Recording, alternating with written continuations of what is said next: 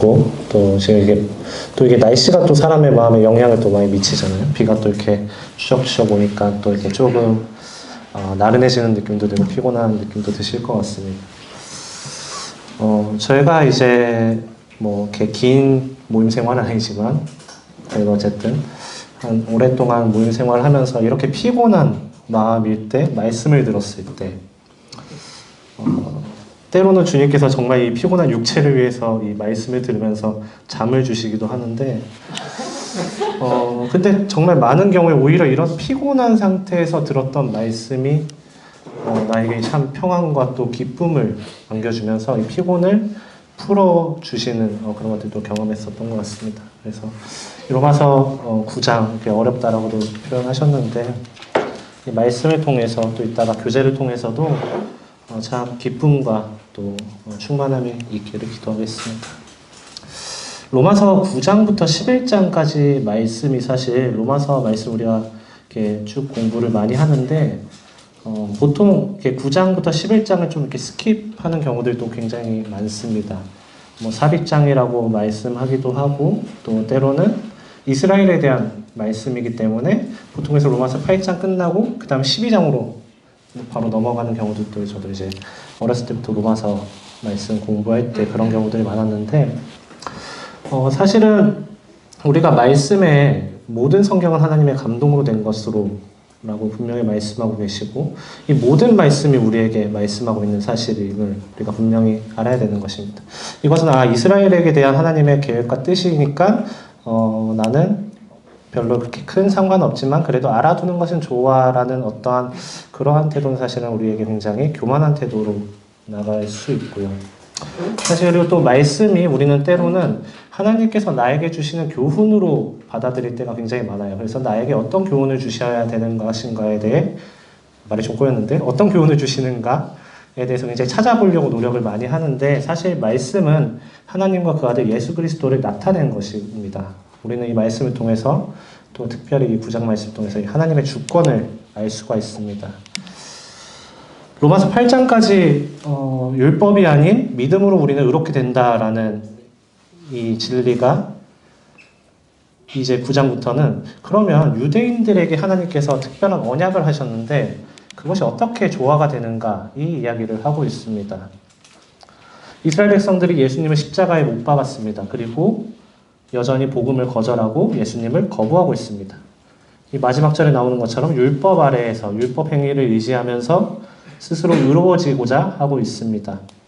그러면 이스라엘 백성들을 향해서 하나님께서 분명하게 약속을 하셨는데 신실하신 하나님께서 하신 이 약속이 깨어지는 것인가?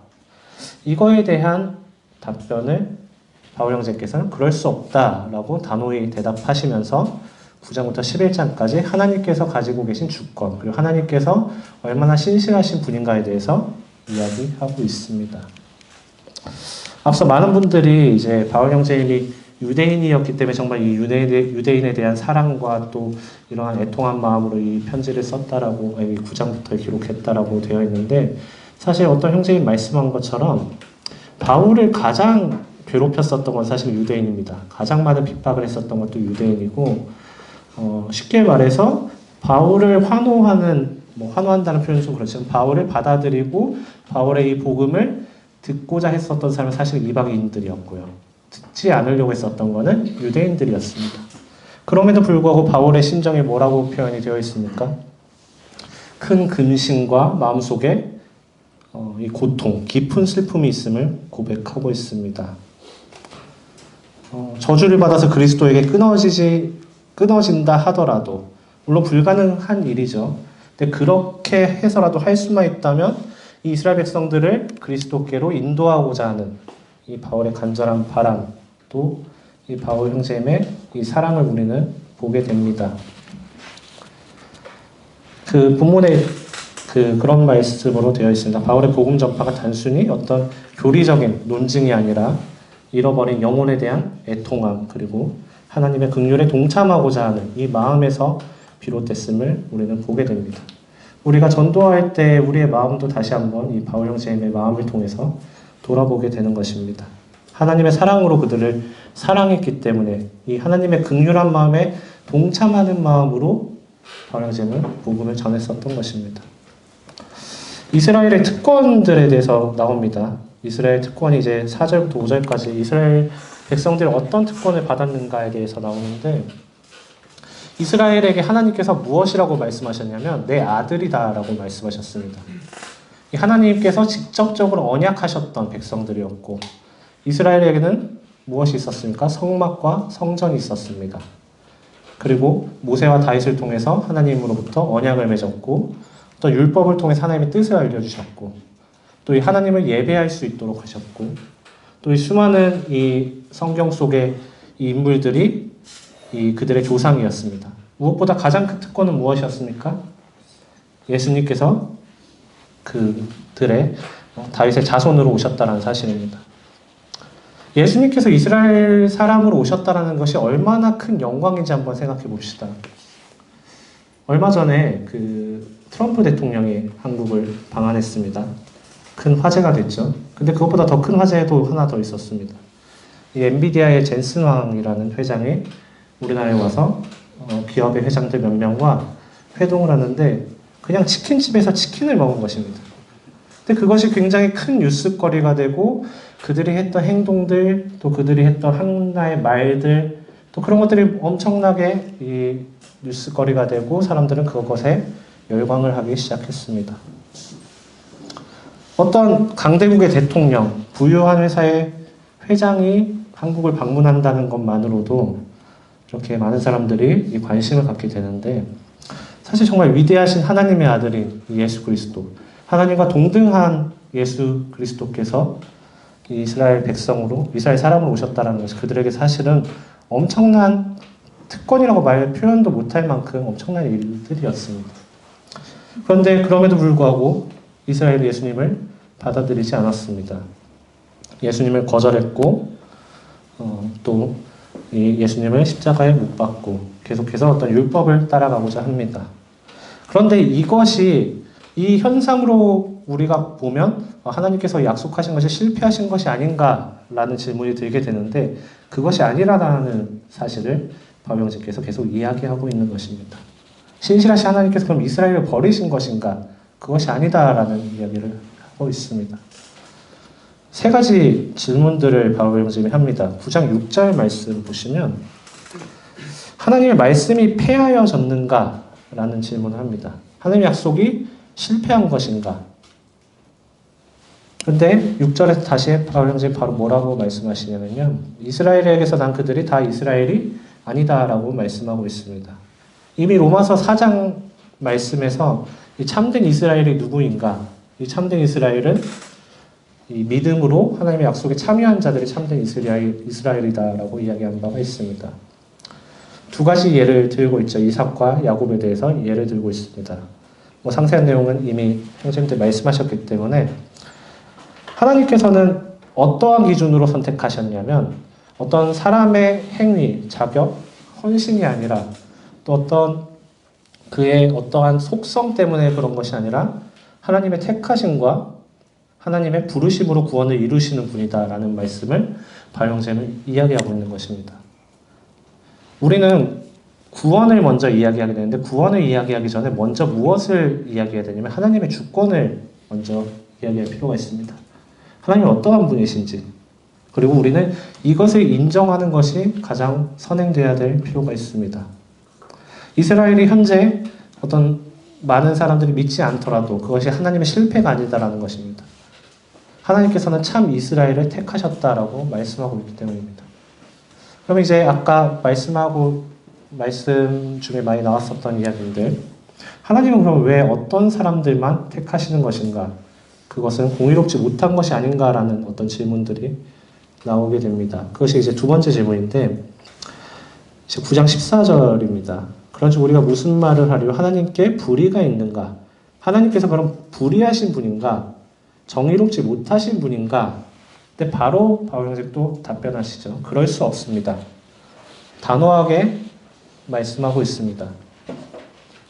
하나님께서 누군가를 택하시는 근거가 무엇에 있냐면 긍휼히 여기신 하나님께 있다라는 말씀하고 있는 것입니다. 이 어떤 선택의 이유가 사람에게 있지 않고 또 누군가를 택하고 택하지 않는 것이 어떤 차별의 문제가 아니다라는 이야기를 하고 있는 것입니다. 모세와 바로의 예에 대해서 이렇게 나오는데, 모세에 대해서 아까 잠깐 나오지 않았었던 것 같아서, 광야에서 이스라엘 백성들의 행동이 어땠습니까? 광야에서 이스라엘 백성들의 행동. 우리가 항상 이 광야의 이스라엘 백성들의 행동을 우리의 삶에 많이 비유를 하는데, 하나님 앞에서 악을 행하고 불평하고 원망하고 나중에 심지어 금송아지까지 만들어서 경배하기도 했습니다. 그러나 하나님께서 그들을 너네 계속 이렇게 악을 행하니까 너네 이제 내가 택하지 않을 거야 라고 말씀하시지 않았죠. 그들을 긍휼히 여기셨고 그들을 용서하셨습니다. 하나님의 긍휼이 무엇이냐면 어떤 사람의 상태, 의지, 노력에 달려있는 것이 아니라 하나님의 뜻에 있다는 사실입니다. 바로의 예, 아까도 이제 육이라는 표현을 많이 쓰셨는데 하나님께서 바로의 이 완악함을 내버려 두셨죠. 근데 하나님께서 그냥 내버려 두신 것이 아니라 우리가 이 바로의 태도도 한번 볼 필요가 있습니다. 바로가 모세 앞에서 무엇이라고 이야기하냐면 여호와가 누구기에 내가 그에게 순종해야 합니까? 나는 여호와의 백성들을 보내지 않겠다라고 계속해서 그의 완악함을 드러내는 이 장면들을 보게 됩니다. 즉 하나님께서 누군가를 긍휼히 여기시고 누군가를 그냥 완악한 채로 두신다 하더라도 하나님께서 여전히 의로우시다는 사실입니다. 조금 어렵죠. 근데 결론적으로 이야기하면 무엇이냐면 우리는 하나님께 왜 어떤 사람은 구원받지 못합니까? 라고 따져 묻는 것이 아니라 그 어떤 자도 자격이 없는데 하나님께서 나를 구원하셨구나. 이 놀라운 사실을 고백해야 된다는 사실입니다. 왜냐하면 구원이 전적으로 하나님께 달린 문제인데 정말 자격이 없는 나를 하나님께서 놀랍게 구원하셨구나라는 이 감사를 하나님께 올릴 수밖에 없다는 사실입니다. 그럼 이제 마지막 질문이 나올 수 있습니다. 그럼 하나님께서 그 뜻대로 행하시고 구원이 하나님께서 행하시는 일이라면 어떻게 하나님께서 사람에 대해서 너는 죄인이다라고 물을 수 있습니까? 라는 이 질문이 그 19절입니다. 그러하면 하나님이 어찌하여 허물하시느냐? 하나님이 뜻대로 하신 거라면 하나님께서 어떻게 다른 사람에게 죄를 물을 수 있습니까? 라는 질문들을 한다라는 것입니다. 이것은 사실은 많은 사람들이 이런 이야기를 해요. 여러분들 또 복음을 전하다 보면 또 예수님 믿는다 그러면 다들 하는 질문이 다 비슷할 겁니다. 하나님께서 사람을 사랑하셨고 사람을 만드셨다고 하는데 하나님께서 마음대로 천국과 지옥에 이렇게 보내시냐라는 이런 질문들을 합니다.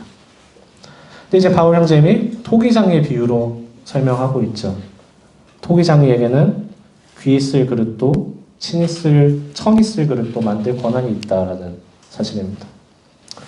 그릇이 토기장에게 나를 왜 만들었습니까? 나를 왜 이렇게 만들었습니까? 라고 할 수 없듯이 인간이 무엇으로 만들어졌습니까? 흙으로 만들어졌죠.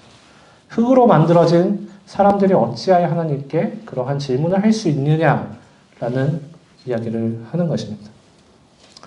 우리가 하나님이 하시는 일을 다 이해할 수 없습니다. 그래서 때로는 우리가 의문을 가지기도 합니다. 아까 형제님께서도 그러한 질문을 하셨는데 내 삶 가운데 이해할 수 없는 일들이 일어날 때 보통은 이제 나에게 힘든 일들이죠. 그때 하나님께 물론 의문을 가질 수 있습니다. 그러나 우리가 판단할 수는 없다라는 사실입니다. 우리는 판단하는 자의 위치에 있는 것이 아니기 때문입니다. 하나님께서 사람을 판단하시는 것이지 사람이 하나님을 판단할 수 없는 것입니다. 우리의 작은 생각들, 어떤 우리의 짧은 경험들, 나의 어떤 견해들로 이 전지전능하신 하나님을 판단하는 것이 과연 적절한 것인가? 이 이야기를 하고 있습니다. 욥기 11장 6절에서 9절 말씀을 제가 잠깐 읽어드릴 텐데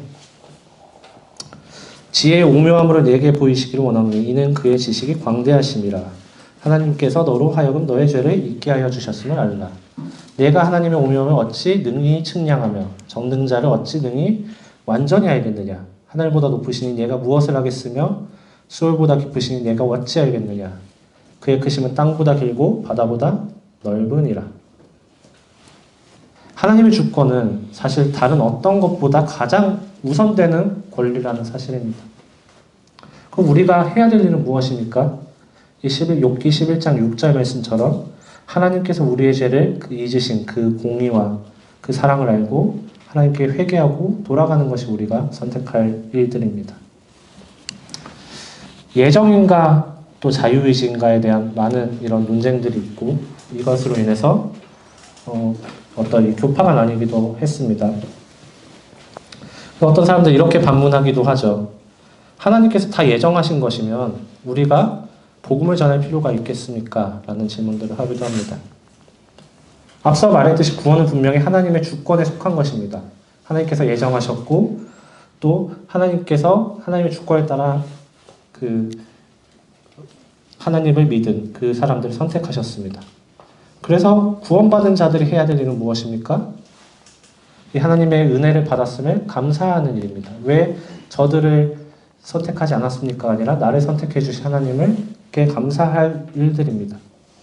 그리고 이 구원이 정말 하나님의 주권에 속해 있음을 우리가 분명히 고백한다면 사람의 거듭남이 우리의 능력에 있지 않다라는 사실을 분명히 우리가 생각한다면 우리가 오히려 더 담대히 전할 수 있는 것입니다.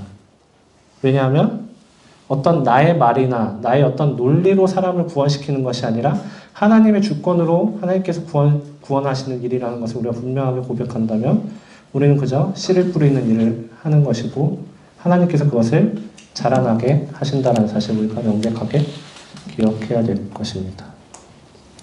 오늘 본문 말씀에 또 이 문장이 저는 굉장히 마음에 드는데 이 진리는 우리의 구원이 우리의 공로에 있지 않고 전적으로 하나님의 은혜와 주권에 달려있음을 깨닫게 하여 우리에게 겸손을 가르친다 라는 이 문장이 있습니다. 우리가 참 겸손하게 되는 것이 하나님 앞에서. 이스라엘 향한 하나님의 주권이 어떠한 방향으로 나갑니까? 이스라엘 백성들이 계속 실패하지만 결국에는 하나님의 은혜를 실현하는 방향으로 나아갑니다. 이것은 10장부터 11장까지 계속해서 나올 텐데요. 이스라엘이 어떤 이 하나님을 계속 거부하지만 하나님께서는 이 소돔과 고모라처럼 완전히 멸망시키는 것이 아니라 남은 자들을 남겨두셨습니다. 이스라엘은 어떻게 회복하고자 하냐면 그들이 율법을 지킴으로 또 그들이 아브라함의 후손이기 때문에 내가 권리가 있기 때문에 회복하려고 하고 있습니다. 그들은 믿음을 통해서 의를 얻으려고 하지 않고 어떤 율법의 행위에 의지함으로 의를 얻으려고 하고 있습니다. 그러나 계속해서 의에 이르지 못하고 있습니다. 이 예수 그리스도를 어떻게 표현했냐면 걸림돌이 되고 거치는 바위가 되고 있다라고 표현하고 있습니다. 그러나 이스라엘이 어떻게 회복이 됩니까? 이방인들이 믿음으로 하나님의 은혜로 구원받았듯이 그들도 결국 동일한 하나님의 은혜와 또 하나님의 믿음으로 하나님께 돌아오는 역사를 하나님께서 이루실 것이다 라는 말씀을 제 뒤에 말씀을 통해서 계속 하고 있습니다. 말씀을 좀 정리하자면 결국 우리가 받은 이 구원의 주권은 전적으로 하나님께 있다라는 사실입니다. 우리는 하나님의 은혜로 선택된 자들이고 우리의 공로로 얻은 것이 아님을 분명히 기억하고 감사해야 되는 것입니다. 그리고 이 하나님의 긍휼을 입은 자답게 우리는 살아가야 되는 것이죠. 교만하게 사는 것이 아니라 나의 이 삶을 하나님께 전적으로 맡기고 또 하나님의 주권을 매사에 인정하고 감사로 하나님 앞에 순종함으로 나아가야 될 것입니다. 가장 중요한 것은 이 이스라엘 백성들을 향한 이 바울의 이 애통한 마음, 이 마음들이 우리에게 분명히 있어야 될 것입니다.